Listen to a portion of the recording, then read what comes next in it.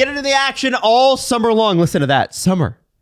Woo! The season's over. The NHL season's over. The NBA season's over. But there's still lots happening at Sports Interaction, including we got the draft coming up. We got free agency coming up for both of those sports, plus tennis, golf, whatever it is you're into, baseball, all happening right now at sportsinteraction.com/SDPN. You can bet on those things. You can bet on free agency and draft. Exactly. And we're going to actually throw a bunch of props up in the Dangles Doozy section as well.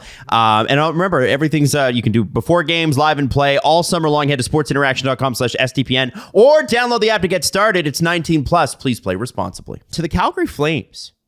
And the question this morning is, who still wants to play for the Calgary Flames? Man. Tyler Toffoli will not resign. Backlund leaning towards not resigning. Lindholm was pitched on a long-term deal. He's indicated he is leaning towards not resigning. And Noah Hanifin has also said, yeah, I'm not going to be back after this next year. That's all according to Frank Saravalli. Now, this means that you would think maybe the Flames are open for business. However, in NHL, like in the NBA, those guys would be traded next week. It's so funny to hear already some of the people talking and going, well, you couldn't make 4 trades in the next couple weeks. That's basically what CJ said. Yeah, that's. I think those were his exact words. You said 5. Yeah. Yeah. Oh, Well, there you go. I thought about this. Okay, so the Flames need to decide right now what they want to be. They have to decide. They got to know going into draft weekend. The Flames have an opportunity here with all these players. You know, the most valuable you're going to get, you know, with in terms of trade assets back is right now because they each have a year left. And you have the opportunity. They're all really good players. They're all going to change the lineup and impact the lineup that they are a part of. And I also wanted to throw another name in the hat. We've heard suspiciously little from Jake Markstrom, who's had 2 bad years and 1 glorious year as a Calgary Flame. They said he's sticking around.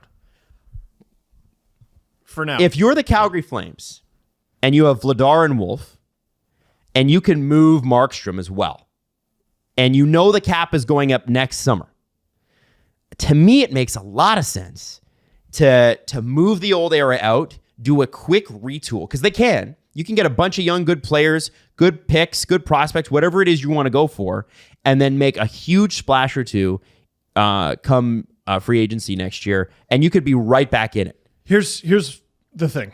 Again, with the hard cap, it's very relevant to this conversation. The best way to build your team is through the draft. The second best way to build your team is through trade. The third best way to build your team is through free agency, right? Mm-hmm. So the cap going up and that being the plan, I think is a terrible plan. Let's think of the way the Well, the trades, though. The trades are good. Yeah, so let's think of the way the Flames got these players. Tyler Toffoli. Trade, and they gave up a lot in terms of draft capital for him. Noah Hanifin and Hampus Lindholm. How did they get those players? They had to give up Dougie Hamilton. Not Hampus. Did I say Hampus? Elias. Sorry. Yeah. Damn it.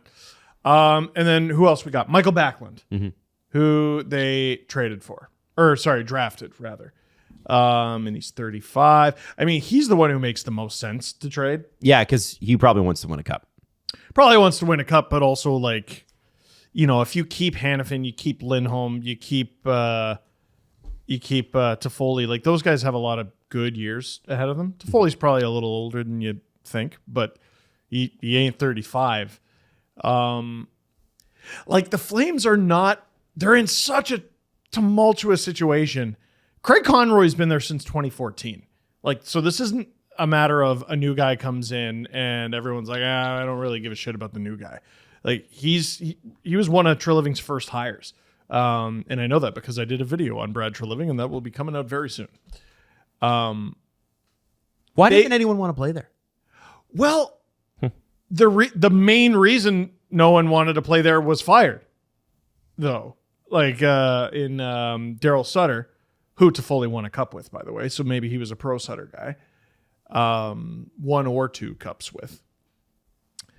But the Flames, I believe, had as many points as the Florida Panthers last year.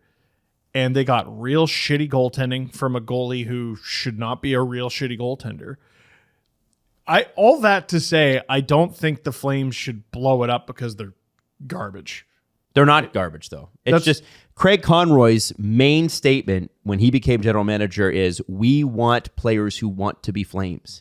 None of these players, except for Markstrom, want to be Flames. They've told you that. So you're going to, CJ said, they can't just go out and make 5 trades. They're going to have to find a way to do at least 2 or 3.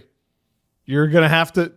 Or you're the hottest team come trade deadline. Yeah. Listen, not everyone wants to play everywhere.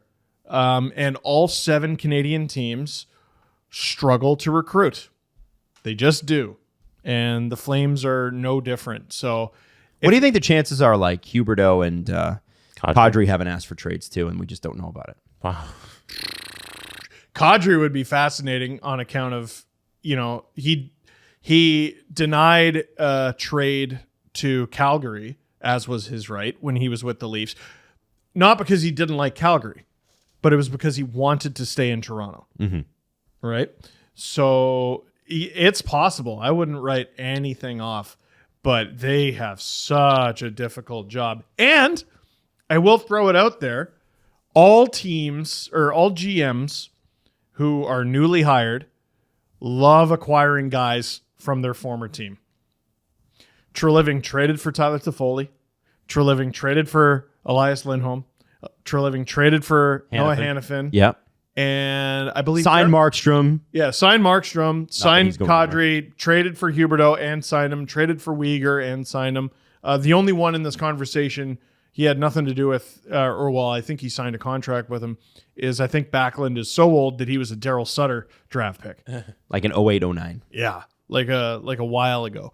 So there's some spiciness there potentially with the Leafs and Flames. But again, these guys got to want to play in Canada. And I'm not sure they do. DeBrincat, I think, is a really interesting idea. But again, he's got to want to play in Canada. Or, as Julian McKenzie rightfully pointed out, because you might be thinking, well, you don't got to make a decision right now. You can go into next season. And as Julian McKenzie pointed out, you put yourself at risk of making the exact same mistake you did with Johnny Gaudreau. Yep. And I don't even know if Johnny Gaudreau was a mistake. I mean, you won the division. I think that Gaudreau was a mistake because they didn't get to his number until right before the deadline. Murray Edwards and Brad Treliving, and there's been some debate about who was more in that direction versus who wasn't, and I can guarantee you it was Murray Edwards. They wanted to get Johnny Gaudreau at a hometown discount, and Johnny Gaudreau said, no, you're going to pay me this. And then finally, at the last second, they could have had him the summer before, and he was willing to sign an extension, but they so lowballed him, he's like, okay, I'm just going to not. So it's not even going to engage. It's a copycat league. We are now in the era of signing players to extensions the moment they're eligible. Yep. Right? Nathan McKinnon, Austin Matthews is all the talk. William Nylander very quickly crept into all that. There have been a ton of guys signed a year ahead of time, and Calgary's going to have a really tumultuous summer. I actually difficult summer. See, for me, this is exciting for them.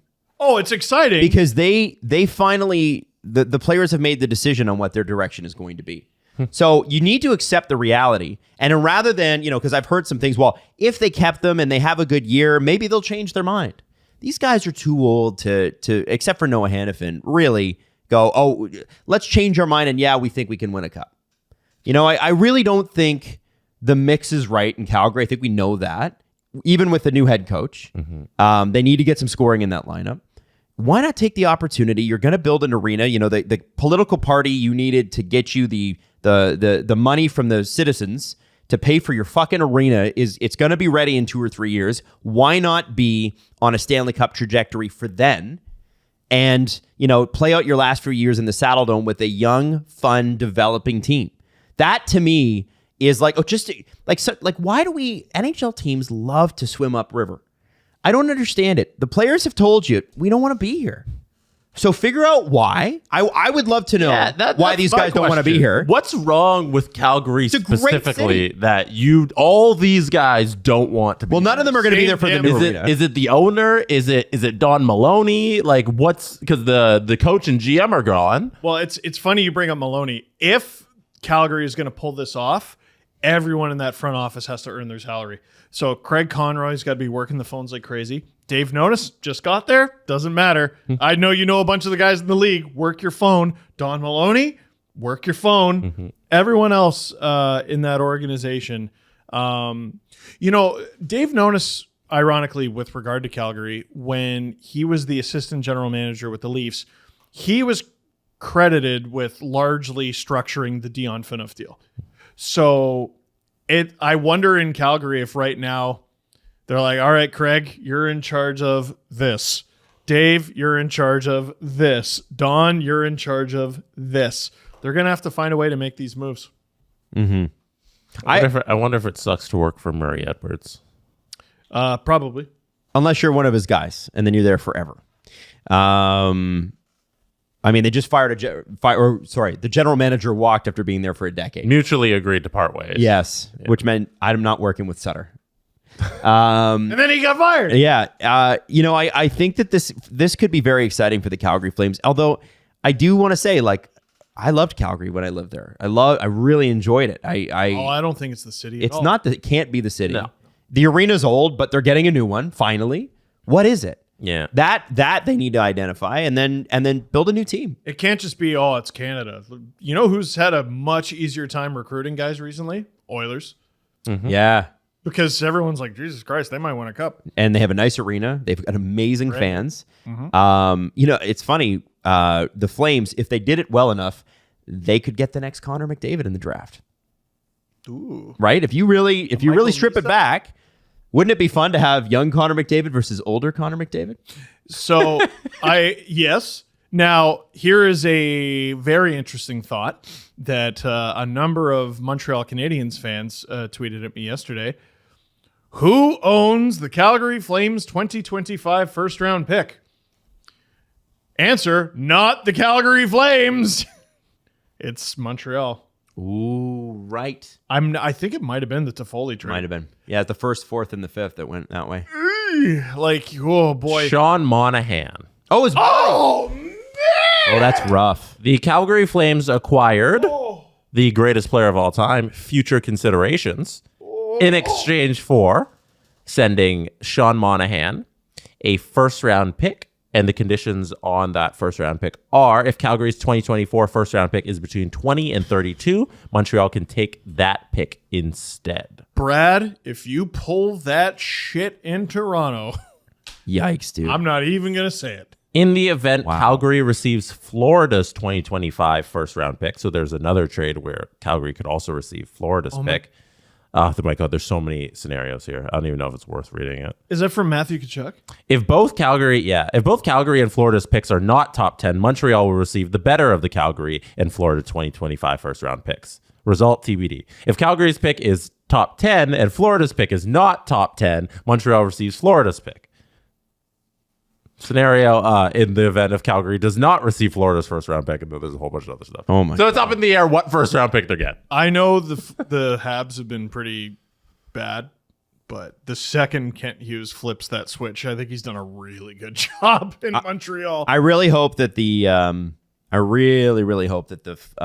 Flames commit to this because it could be really exciting. And I think the reason I bring up Markstrom, and I'm going to bring him up again, is Connor Hellebuck's on the market. And any team that swings and misses on him, would you not call the Calgary Flames and just see? Markstrom would probably could be considered quote unquote overpaid. Could you get him on a discount? You can't trade the one guy who said this week, I want to stay here. There's so many other guys. Or you could, or you could do Vegas and be like, fuck it. We got to do what's best for the team. It's nice that you signed here, but it's a new regime and it's a new time. I'd love to. A lot of players want to stay in Vegas that didn't get to stay. I'd love to. Well, I think the hardest job in Calgary might not be any of the guys who make trades. It's Jordan Sigalet and Jason LaBarbera. Jason LaBarbera is the goalie coach. Yeah. And Jordan Sigalet is the director of goaltending. Okay, now why would that be a problem? Well, because Jacob Markstrom, is basically what either wins you or costs you games. And he has to be better. He was awful. He was dreadful last year. He was a Vezina candidate the year before. There are a couple years you could argue he should have been a Vezina candidate. His last year in Vancouver, for example. But it was last year in Vancouver, Vezina caliber. First year in Calgary, bum. Second year in Calgary, Vezina candidate. Last year, bum. It's the Pecorine disease. Dude. And to a degree, Sergei Bobrovsky. Oh, yeah, 100%. You gotta figure that guy out, or there's no point figuring out the rest of the team. Yeah, that's a good point. It's a good point. It's fascinating. There's some really interesting moves that could happen this summer. Winnipeg and Calgary could be fire sales. Yep. Wow. John Gibson's name's still out there. Vancouver should be, but they won't. They're good. They're a good team. It's gonna suck this summer when it's just a mass exodus of players, of good NHL players leaving Canada. Here, prediction that I'm going to throw out there. The Canucks still need to free up a little bit of cap space. The Leafs just got Shane Doan in their front office. I think they're going to take a run at Connor Garland because they would know each other from their time in Arizona. Oh, okay. Because supposedly the Canucks are potentially looking at trading him. And I think the Leafs have been interested. I think they take a run. Another part of the exodus in Calgary is Mitch Love, who I believe was coach of the year in the AHL for the Wranglers. He is leaving the organization to join former Leafs assistant Spencer Carberry as an assistant with the Washington Capitals. Mitch Love was apparently one of the guys that the Flames really wanted, or they were really looking at to be their head coach. I think they wanted him to be an assistant coach, but when he left, we saw yesterday, Mark Savard is rejoining the team he broke into the NHL with as an assistant coach with the Flames, which is very cool. Pretty cool. Real savvy. Yeah. And then he seems like a great guy. I feel like the Flames just need a bit of a culture reset too. It was kind of dark and sad. Now you got Craig Conroy, super positive. Mark Savard, as you know, Steve personally. Yeah. Oh, he's a great guy. The way, if you're wondering who Mark Savard is, he was on ice surfing once. He also gave you shit about the way you put on your equipment, and I put it on wrong. Yeah, and I put the elbow pads on the wrong arms. He's a fun guy. Have we had him on this show? No, we should. you did a video with him. I learned to tape sticks by watching his YouTube videos. Right. So it's good to see him moving up. Calgary Flames, very, very interesting.